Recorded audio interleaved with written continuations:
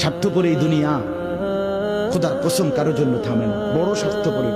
হ্যাঁ, যেদিন বাপের জানাজা পড়ে, যেদিন বাপের লাশ কবরে দাফন করে, সেদিনও বংশধর সন্তান ছেলে মেয়ে ঘন্টাখানিক 2-4 ঘন্টা কাইন্দা কাটটা হইলো, রাতের বেলা ঠিকই ভাত খায়।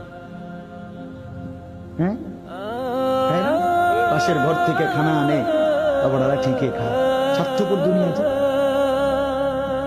থামে না রে ভাই, থামে না দুনিয়া। ওই জন্য আমাদের কারোর জন্য থামবে না। তুমি আমি মরে গেলে শেষ। আবারও বলছি কথা, আমি মরে গেলে এরপরে পৃথিবী যত আধুনিক হোক না কেন, আমার কি কথা বুঝছিনি? আমি মরার পরে যদি সবার ঘর স্বর্ণের বাড়ি হয়ে যায় তো আমার লাভ হইল কি? আমার মৃত্যুর পরে যদি সব মানুষ আধুনিক হইয়া সাঁদের দেশেও জায়গা, আমার ফায়দা কি? আমি তো না, আমি তো মরে গেলাম। যে কবরে চলে গেল সে কি আর ফিরে আসবে?